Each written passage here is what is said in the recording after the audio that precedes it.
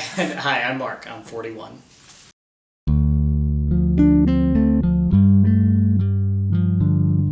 My life growing up.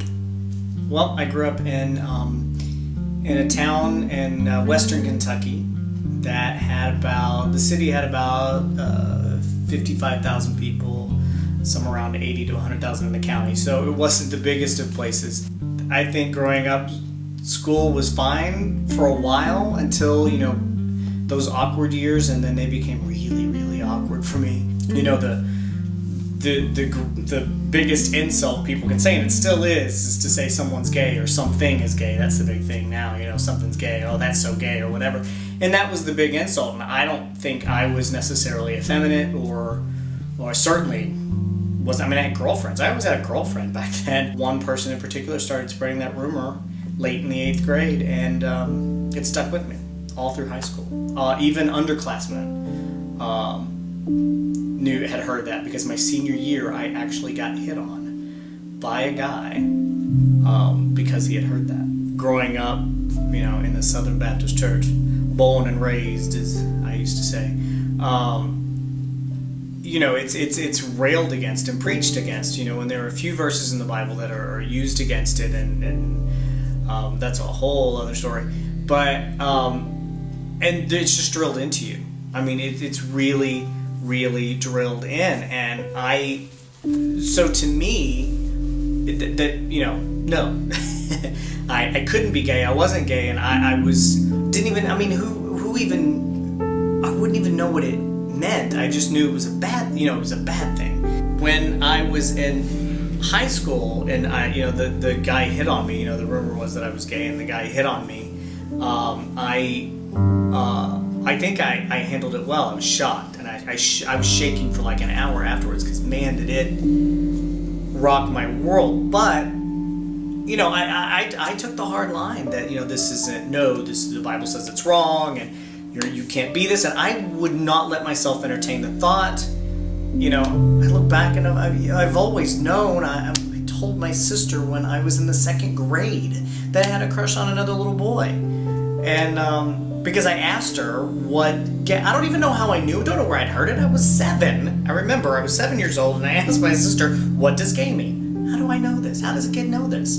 In rural, in little western Kentucky. But somehow I did, and I knew why I was asking, because I knew I had a crush on someone at 7 years old. And she said, "Well, gay is when someone of the same sex likes someone else of the same sex."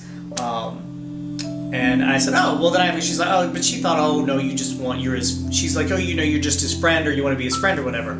That mantra stuck with me through college. I hung on to that, I just want to be their friend. That was my excuse. So that was my big how I dealt with it. Anytime something would, a thought would escape or something would happen that I did not control first, man, would I try to put that in my mind, because I would obsess over it. So what did I do? I dove deeper into the Baptist Student Union and into, those things, and I set myself up in a public way as being very well known to be a part of the Baptist Student Union, and started doing summer missions, so that in a way, because again, so concerned about embarrassing myself, so concerned about not wanting to be embarrassed in public, that if I set myself up as this public figure and people knew me a certain way, and I was supposed to believe, especially Southern Baptist, that being gay was wrong, then there's no way I could follow those feelings. How I realized I was gay or dealt with it, and became okay with it. I finally started dealing with it when I was working at a theater, at a professional theater, and I honestly don't know what triggered it. One day I was just sitting in traffic on my long drive home, only because there was so much traffic, and I'm sitting there, and I had been talking with someone on my way out of the parking lot, and for some reason that triggered a thought, and the first time I said it out loud, I was 24 years old, sitting in traffic, and I actually said it out loud, "I am gay," and just burst into tears. It was, and everyone around me must have thought I was nuts. But my very next statement at that point was, "I'll never tell anyone." So I got to figure out how do you be Christian and gay and how do I, where do I go from here? I had no idea where to go from there. Now that I had finally admitted this at 24 and a half, and all the thoughts I had, I was allowing them to come out just so I could examine what to do next. And so I moved across the country, and I spent the next 2 years in turmoil. When I moved to Nashville, they started asking. And I was for the first time in my life truly lying. And I couldn't do that. I couldn't do it. And after 2 years of it, that is what was killing me. Is I was like, whatever I have believed and dealt with in my life, and been told that being gay is a sin, I know lying is a sin. I know this is something I'm voluntarily doing by lying to people when they ask me, and I can't do this anymore. So after 2 years, I ran away for 3 days to Florida by myself and just sat on the beach and thought and prayed. And then when I came back to Tennessee, I said, all right, time to fess up, time to do something about this. And so I slowly started telling people, to amazing reception. And it was the most amazing relief that I started getting. And that started me on the road to recovery, if you will, to self-acceptance. And it was about 6 months after that the church I was going to, the pastor whom I had idolized, and that's a long story, but he had been in my life at critical points. And as I was deciding to do things like missions and go to seminary and stuff, he had been in my life at all these crucial points. And here I was sitting in this church, pastored by this man who keeps popping up in my life when I was 14 and 20, and he's at all these important pivotal moments. And here he's at this pivotal moment. He's been the pastor of this church I've been going to for a while, and he, out of nowhere, he'd never said anything, says, just equates homosexuality with the worst of the worst. Out of nowhere, at the end of a sermon. I literally physically jumped in the seats, and they were folding chairs, so I knocked a couple of them back because it was like he had punched me. And that started a conversation. I could barely get out of the church before I was crying, and I was like, do not let people see you doing this. I got in my car, and I lived like 30 minutes away from the church, so my entire drive, in my mind I was talking to the pastor, but I was really talking to God.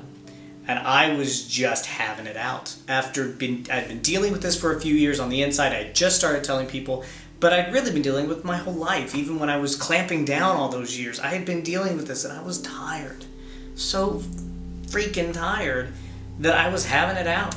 And I'm on my long drive home, and I'm just, trying to recount the Bible verses and go through them and figure that, I'm trying to refute, well, the Bible says this, but what does it mean? And why can't I be the way I was made? Why?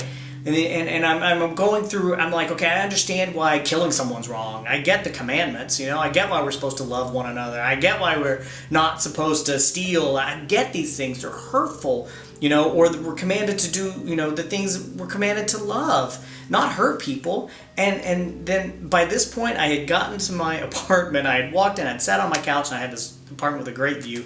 I'm staring out at the view, and right as I get to this moment of, I understand, why we're not supposed to do all these things, steal, and these hurt people, but why can't I fall in love? And that was it. That was my light bulb. That was my moment. That was like God sitting there going, about time you got there. It was just about falling in love. That's all it's about. And the Bible, no matter what other people want to tell you, it's about love. It's about loving one another. And that's all it took. It was done. It was over. No more argument, no more discussion, no more needing to suppress or bring anything different. That was it.